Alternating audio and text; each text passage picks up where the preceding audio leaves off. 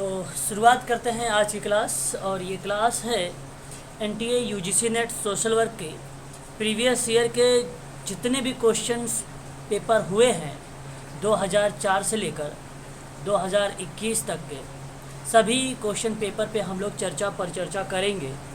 अभी तक मैंने 2004 और 2005 का और 2004 और 5 का हमने कंप्लीट कर चुके हैं। और आज की जो क्लास होने वाली है ये पेपर होगा दिसंबर 2006 का।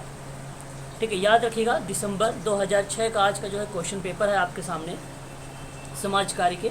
यहाँ से प्रश्न एकाध पूछ ले जाते हैं, रिपीट हो जाते हैं और इन सभी प्रश्नों के प्रति जो है मैं जितने भी ऑप्शन आएंगे उन सभी पर मैं व्याख्या करूँगा, उसको आप लोग नोट अवश्य बनाइएगा। और स्टार्ट करते हैं। हमारे सामने पहला प्रश्न ये है, कह रहा है कि भारतीय राज्य संस्था, ध्यान से देखिए जरा सभी लोग प्रश्न को। क्वेश्चन नंबर फर्स्ट है कि पंचायती राज संस्था भारत में निम्न में से कोई एक लेकर आई। क्या अस्पष्टता का उन्मूलन लेकर आया था? ये पंचायती राज संस्था जो भारत की बात मैं कर रहा हूँ, क्या पिछड़े वर्गों के लिए ज़मीन की मिल्कियत के अधिकार का प्रसार किया था? ऑप्शन सी, पिछड़े वर्गों का गांव के प्रशासन में आधिकारिक प्रतिनिधित्व को लेकर आया था, या जन साधारण के लिए शिक्षा का प्रसार को लेकर आया था? क्या लेकर आया था, जरा ऑप्शन बताइए आप लोग। सी करेक्ट जवाब हो जाएगा यहाँ पे। तो ए आपका गलत है, बी गलत है और डी गलत है। यहाँ पे ऑप्शन नंबर जो सी है ये सही माना जाएगा। और मैं आपको यहाँ से कुछ फैक्ट बता देता हूँ, आप नोट कर लीजिएगा। राजस्थान के नागौर ज़िला, आपने नाम सुना होगा, राजस्थान के नागौर ज़िला बगदारी गांव में 2 अक्टूबर 1959 को पंचायती राज व्यवस्था लागू की गई थी। क्या लागू किया गया था? पंचायती राज व्यवस्था लागू किया गया था। भारत में 24 अप्रैल, ध्यान दीजिएगा, भारत में अगर हम बात करें तो 24 अप्रैल 1993 पंचायती राज के क्षेत्र में एक अहम कार्य किया है। इसलिए आप यहाँ से ये बात कह सकते हो कि पंचायती राज का जो क्षेत्र है, जो एक्टिविटी हुई है, जो गतिविधियाँ हुई हैं, वो 24 अप्रैल 1993 के तहत या 1993 से ये चीज़ें स्टार्ट कर दी गई है पंचायती राज संस्था को लेकर। आपको बता दूं, आप लोगों ने सुना होगा 73वां संविधान संशोधन एक्ट 1992 का है, जो पंचायती राज संस्थाओं को, किसको? पंचायती राज संस्थाओं को संवैधानिक दर्जा दिया था। तो ध्यान रखिएगा, ये कब की बात कर रहा हूँ मैं? 1992 का। आगे एक पॉइंट और बात कर लेते हैं हम लोग। ये 73वां जो संशोधन था, एक्ट था पंचायती राज संस्था को लेकर, इसमें 3 स्तरीय, ध्यान दीजिएगा, ढांचे बनाए गए थे, जिसमें नंबर 1 था ग्राम पंचायत। नंबर 2 अगर हम बात करते हैं पंचायत समिति। नंबर 3 अगर हम बात करते हैं तो जिला पंचायत। ये 3 बातें आप लोग ध्यान रखिएगा। ग्राम स्तर पर ग्राम सभा की स्थापना की गई है और अनुच्छेद नंबर 40 पंचायतों का गठन किया गया है। और संवैधानिक मान्यता कब मिली है भारत में? जो 73वां संशोधन था 1992 का, उसी समय दिया गया था। ये चीज़ भी आप ध्यान रखिएगा। तो ऑप्शन नंबर सी करेक्ट हो जाएगा इस प्रश्न का सही जवाब। कोई दिक्कत? उसमें तो कभी-कभी 93 बताता है ना, 73वां संशोधन। क्या चीज़? 1993 भी कहीं-कहीं बताता है सर। हाँ भाई, उसके क्षेत्र में हालांकि क्रिया प्रतिक्रिया अगर हम बात करें तो 1992 में पंचायती राज व्यवस्था का संवैधानिक दर्जा मिला था। और पंचायती राज के क्षेत्रों में, जहाँ भारत की अगर बात करते हैं उनके क्षेत्रों में काम करने के लिए तो 1993 में पूर्ण रूप से संपूर्ण भारत में ये चीज़ें लागू हो गई। 93, ठीक है। चलिए क्वेश्चन नंबर सेकंड देखिए, समाजीकरण का अर्थ को लेकर। समाजीकरण का अर्थ किसको बताता है? ऑप्शन ए आपके सामने, अनजान व्यक्तियों से मित्रता करने से। नहीं, गलत जवाब। समाज में समता स्थापित करने के लिए, कि ये भी गलत है। समाजीकरण का अर्थ पूछा है तो सामाजिक मानदंडों के आत्मीकरण करने की प्रक्रिया को क्या कहेंगे? समाजीकरण। समाजीकरण का मतलब क्या होता है? जिसके द्वारा व्यक्ति अन्य व्यक्तियों से अंतः क्रिया करता है और सामाजिक आदत, विश्वास, रीति रिवाज और परंपरा एवं अभिवृत्तियों को सीखता है। इसी क्रिया के द्वारा व्यक्ति जो है जन कल्याण की भावना से प्रेरित होता है और इस क्रिया के द्वारा अपने आप को अपने परिवार, पड़ोस तथा अन्य सामाजिक वर्गों के अनुकूल बनाने का प्रयास करता है, जिससे वह समाज का एक श्रेष्ठ, उपयोगी, उत्तरदायी सदस्य बन जाए और सभी सामाजिक संस्थाएं और वर्ग उसकी प्रशंसा करते हैं। तो ये क्रिया प्रतिक्रिया आपका समाजीकरण बताती है, जहाँ पे मानदंड है। मानदंड का मतलब होता है आदत, विश्वास, रीति रिवाज, परंपरा, अभिवृत्ति इत्यादि चीज़ें जो भी समाज में सीखते हैं वो समाजीकरण के अंतर्गत मानदंडों को रिप्रेजेंट किया जाता है। ऑप्शन नंबर सी आपका यहाँ पे करेक्ट रहेगा और यह ऑप्शन डी गलत जवाब हो जाएगा। कार्यविधियों के साथ आत्मिक संबंध स्थापित करना, नो, गलत जवाब। ऑप्शन नंबर सी करेक्ट माना जाएगा क्वेश्चन नंबर सेकंड का। क्वेश्चन नंबर थर्ड जरा बताइए आप लोग कि अधिसूचित जनजातियां क्या है? आपको बता दूं, क्रिमिनल जनजाति एक्ट एक आया था। भूतपूर्व आपराधिक जनजातियों। भूतपूर्व आपराधिक जनजातियां करेक्ट जवाब। यहाँ पे ऑप्शन नंबर पहला ही करेक्ट हो जाएगा। जो अधिसूचित जनजाति होता है, क्रिमिनल एक्ट जनजाति एक है।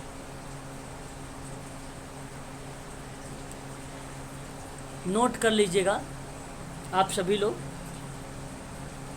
क्रिमिनल एक्ट जनजाति, क्रिमिनल जनजाति एक्ट 1871 का, 1871 का। अनुसूचित या अधिसूचित जनजातियां के आदिवासी समुदाय या इन आदिवासियों और आदिवासी समुदायों का भाग या उसके समूह, जिन्हें राष्ट्रपति द्वारा एवं सार्वजनिक अधिसूचना द्वारा इस प्रकार से घोषित किया गया है कि अधिसूचित जनजातियां किसको रिप्रेजेंट करती हैं? तो ये भूतपूर्व आपराधिक जनजातियों को रिप्रेजेंट करती हैं। तो ऑप्शन में अस्पष्टता नहीं होती है कि अधिसूचित जनजातियां हों, गलत। घुमक्कड़ समुदाय नहीं होता है कि अधिसूचित जनजातियां होती है। शिल्पकार नहीं होता है कि भाई अधिसूचित, ये बल्कि भूतपूर्व आपराधिक जनजातियां होती हैं। ऑप्शन नंबर आपका पहला सही रहेगा। सर इसमें वो लोग तो नहीं आते जो नक्सलवादी हैं,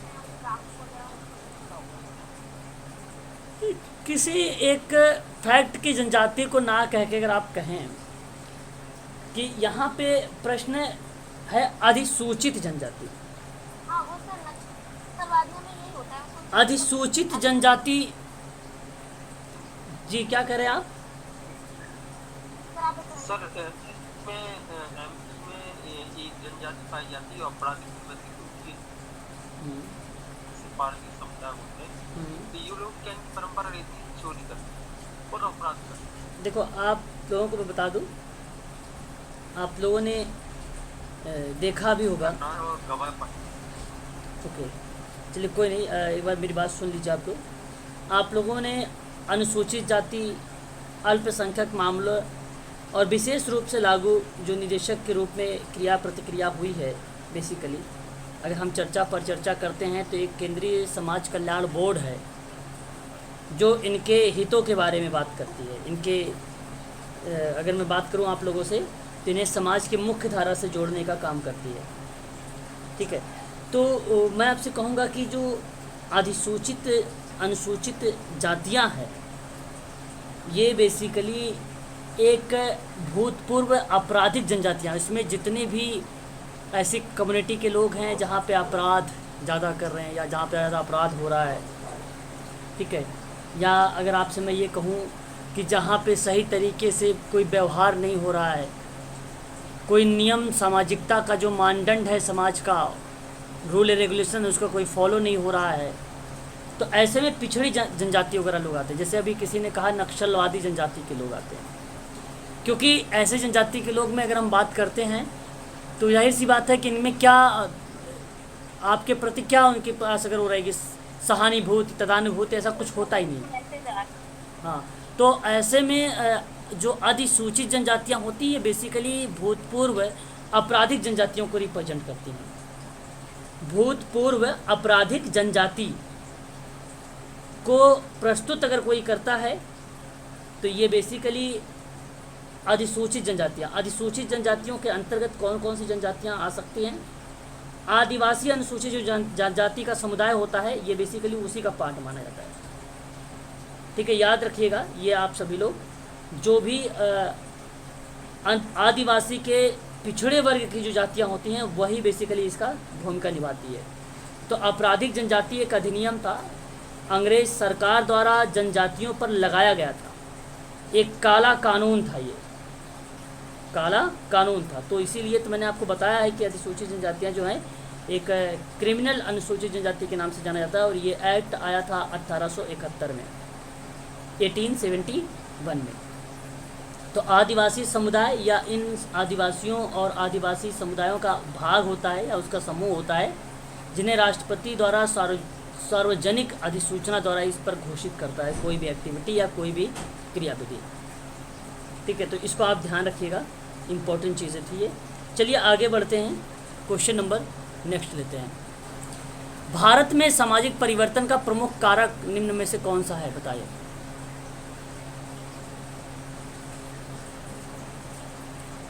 देखिए, भारत में सामाजिक परिवर्तन के 3 कारक हैं। किसी को मालूम है 3 कारक? एक होता है सांस्कृतिक, हाँ, और आर्थिक, जैविक। देखिए, सामाजिक परिवर्तन के 3 कारक होते हैं, मैंने आपको बता दिया, सामाजिक, आर्थिक और जैविक। जो सांस्कृतिक कारक होता है इसमें आपको बता दूं मैं, संस्कृतिकरण शामिल किया गया है। क्या किया गया है? संस्कृतिकरण शामिल किया गया है। ऑप्शन में संस्कृतिकरण है। अच्छा, इसी में आपको बता दूं पश्चिमीकरण को भी शामिल किया गया है। पश्चिमीकरण ऑप्शन में नहीं है। इसी में ही अगर हम बात करते हैं लैंगिक या लैंगिककरण को भी शामिल किया गया है, तो इस ऑप्शन में नहीं है। फिर उसके बाद जनेंद्रीयकरण या जननांतरीयकरण, जनतंत्रीयकरण शामिल किया गया है, इसमें नहीं है ऑप्शन में। और राजनीति जो है करण भी शामिल किया गया है। तो ये कुछ बातें हैं जो संस्कृति के अंतर्गत बातें कही गई है। आर्थिक के अंतर्गत बात करेंगे तो औद्योगिकी आता है, औद्योगिकीकरण को शामिल किया गया है, जैसे मैं ऑप्शन बी में यहाँ पे दिया गया है। आर्थिक के अंतर्गत अगर हम बात करते हैं तो प्रौद्योगिकी और नगरीकरण को भी शामिल किया गया है।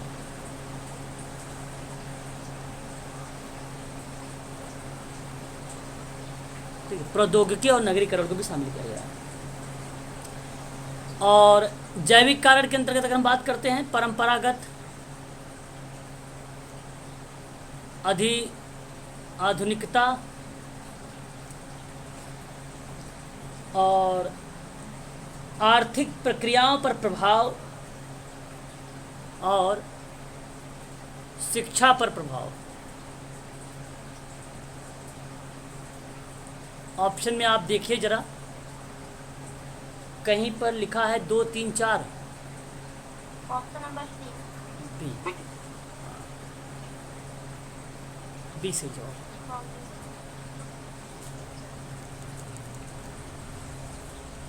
देखिए, ये प्रश्न सभी सरल हैं। देखिए क्वेश्चन नंबर 5, अस्पृश्यता उन्मूलन अधिनियम निम्न में से किस धारा के अंतर्गत आता है? 17। हाँ, यही सही जवाब है। 19 अगर हम बात करें तो हमारे मौलिक अधिकार, बोलने की, रहने की, चलने की, है ना, मौलिक अधिकार। 38 में क्या है? राज्य लोक कल्याण।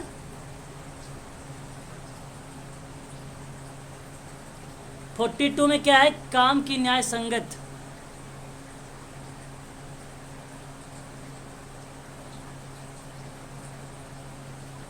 ऑप्शन नंबर ए सही रहेगा, अस्पष्टता का उन्मूलन।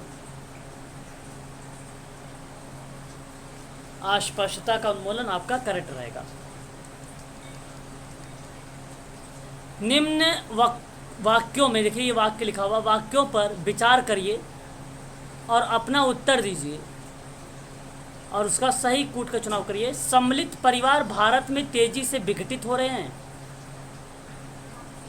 सही है। यस, सत्य है।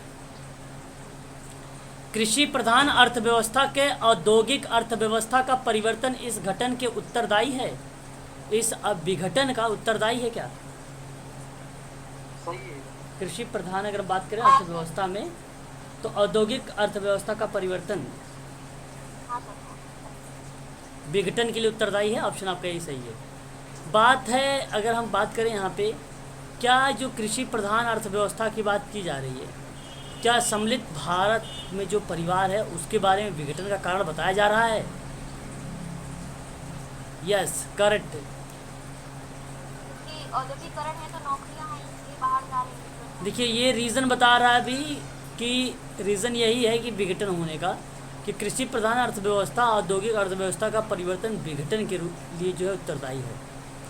तो ये एक रीज़न है जिसकी वजह से ऐसा हो रहा है कि सम्मिलित परिवार भारत में तेज़ी से विघटित होते जा रहे हैं।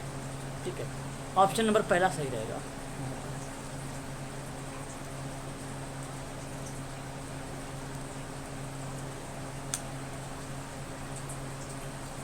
किन वक्तव्यों पर विचार करें और अपना उत्तर नीचे दिए गए कूट के अनुसार दीजिए।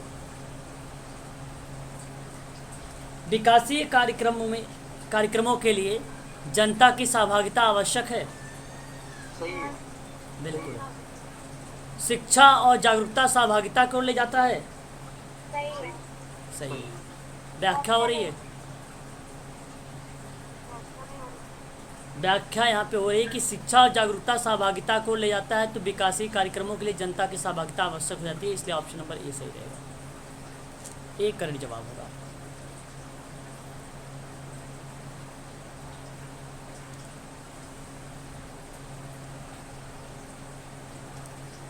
देखिए ऑथर फिंक के बारे में आपने नाम सुना ही होगा, ऑथर फिंक, है ना। ऑथर फिंक बेसिकली अगर हम बात करते हैं तो the field of social work की किताब लिखा था इन्होंने, हाँ, सन 1974 में। इनकी किताब एक और आई थी 1938 में, अपराध का कारण। कैसा? अपराध का कारण 1938 में। अगर हम बात करते हैं social case work of problem solving में, तो Helen Perlman.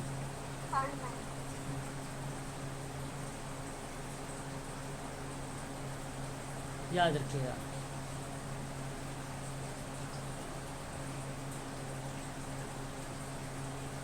Social group work का हेल्पिंग प्रोसेस, गैसल कोनफ का 1971 में लाया था, इन 1957 में आया था। जी सोशल ग्रुप वर्क तो ये हॉल प्रोसेस कोनो का, हाँ, पार्लियामेंट का है ये, जो है मन का तो हो गया है सॉल्विंग प्रोसेस का ना। हाँ, आप प्रॉब्लम सॉल्विंग जो है पार्लियामेंट का है, 1957 में दिया था। इसने एक और किताब लिखी थी 1968 में, persona social role and personality. ठीक है, 1960 जो है 1968 में। और एक किताब इसकी और आई थी पार्लियामेंट की ही, और वो किताब थी उसकी 1979 का, relationship the heart of helping problem, 1979 में। कम्युनिटी ऑर्गेनाइजेशन मुर्री जी रॉस का है, मुर्रेजी लॉस का है 1967 में। और इंटीग्रेटेड सोशल वर्क प्रैक्टिस की बात अगर हम करें, मोहम्मद दिलसाद की है।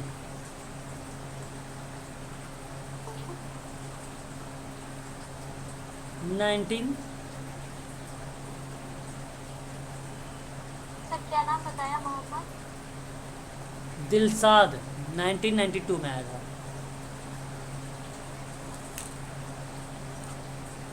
ठीक है, इसको याद रखिएगा।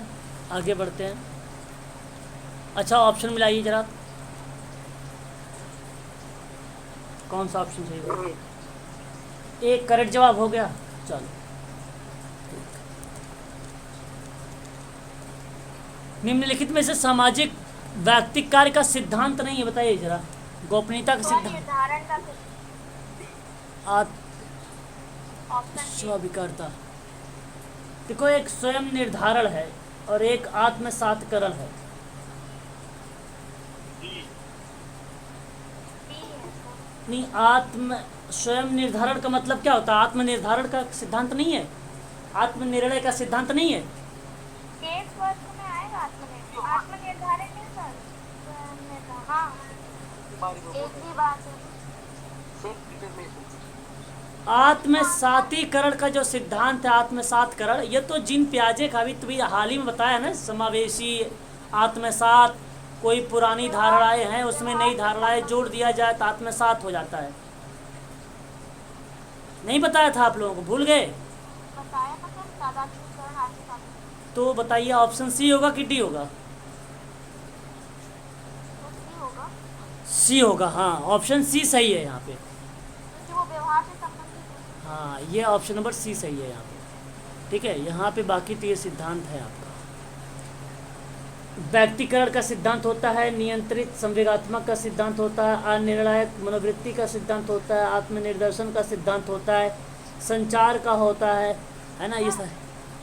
सर आज ही सुबह उसमें पढ़ रहे थे बुक में, तो उसमें ये लिखा था कि गोपनीयता का सिद्धांत नहीं होता है, क्योंकि ये गोपनीयता का सिद्धांत वेबसाइट में यूज होता है। गोपनीयता का केस वर्क में आएगा सर। आता तो है, वो तो सही है कि आना चाहिए, लेकिन ऐसा लिखा हुआ है। गोपनीयता का जो सिद्धांत है ना मैडम, ये केशवर का सिद्धांत है, पहली बात तो ये है सर, और बहुत महत्वपूर्ण सिद्धांत। हाँ, और ये आपका ना रॉबर्ट बिस्टिक के द्वारा दिया गया है सन 1957 में। टोटल 7 सिद्धांत हैं, उसमें से ये सिद्धांत है आपका। इनमें से कौन सा संदर्भित है, समूह है?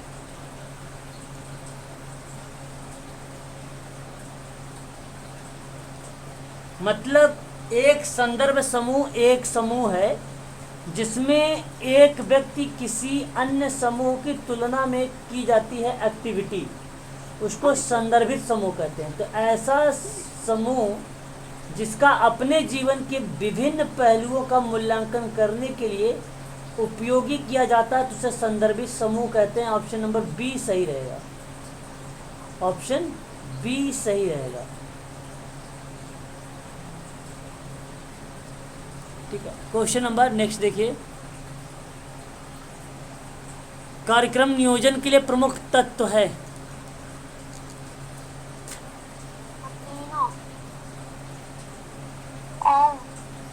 ऑप्शन बी डी हो जाएगा। इनमें से सभी हो जाएगा। कार्यक्रम नियोजन के लिए समूह की सदस्यता, रुचि, वस्तु, ऑप्शन डी हो जाएगा। सुसंगत, चैलेंज, मापन योग्य, उद्देश्य, मिशन, सहभागिता, रुचि, विषय वस्तु, ये सभी कार्यक्रम नियोजन के प्रमुख तत्व माने जाते हैं, एलिमेंट है ये, याद रखिएगा, भूलिएगा मत। ठीक है ना, ये इम्पोर्टेंट सवाल है आपके लिए। आगे बढ़िए, नेक्स्ट क्वेश्चन।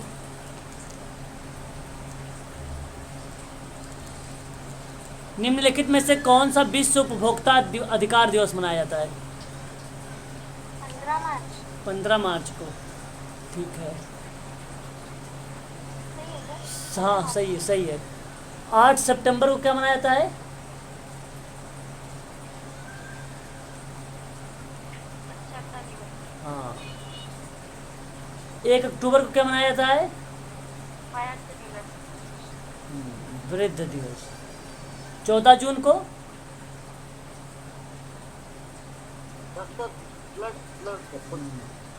विश्व रक्त दिवस। ठीक है, याद रखिएगा ये भी। निम्नलिखित में से मौलिक अधिकार नहीं है कौन सा, बताइए।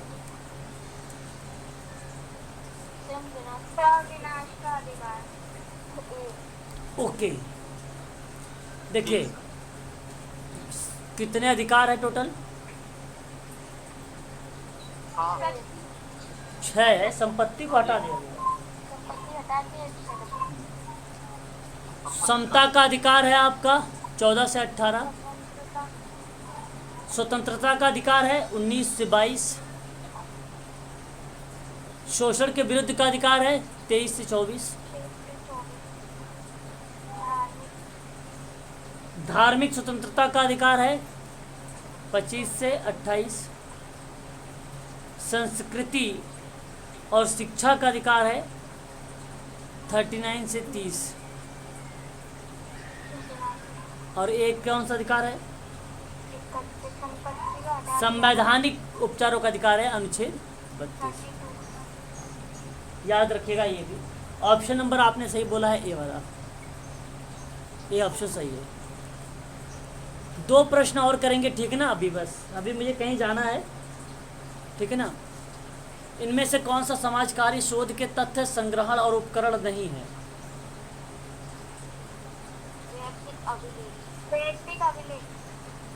व्यक्तिक अभिलेख माना जाएगा। हाँ सर, ये माना जाएगा। ऑप्शन नंबर बी सही रहेगा। बी हो जाएगा, निर्देश का। देखिए, ये आपको साक्षात्कार प्रश्नावली, व्यक्तिक अभिलेख प्रश्नावली, अवलोकन, अनुसूची, समाज जो है समाजमिति, ये समाजकारी शोध में तथ्यों को संग्रहित करने के लिए प्रयोग किया जाता है। सर निर्देशिका क्यों नहीं आएगी सर? आप वो पर्सन है, उपकरण है। समझे?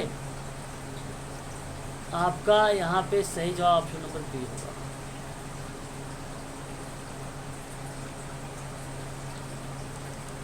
अग्रगामी अध्ययन, जी, अग्रगामी अध्ययन का मतलब क्या है? पायलट अध्ययन इसको बोलते हैं, अग्रगामी को। सर ये शोध का है। हाँ, ये शोध के क्षेत्र में क्या था? मात्रात्मक, गुणात्मक, दोनों शोध में इसका प्रयोग किया जाता है। छोटे तौर पैमाने पर किया जाने वाला प्रारंभिक अध्ययन जो होता है, ये बेसिकली अग्रगामी पायलट अध्ययन होता है। ऑप्शन नंबर ए सही है।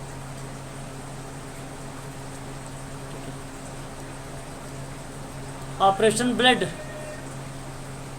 अवधारणा मानी जाती, बताइए। सी सर। हाँ, दूध के उत्पादन के लिए। हाँ, दूध के उत्पादन के लिए ऑप्शन नंबर सी सही है। चलिए, आज के लिए इतना रखिए, अभी मुझे कहीं जाना है, ठीक है? अगर शाम को फ्री होऊंगा तो मैं आधे घंटे पहले आप लोगों को मैसेज डाल दूंगा, क्लास होगी, ठीक है ना? इसी का आगे, ठीक है?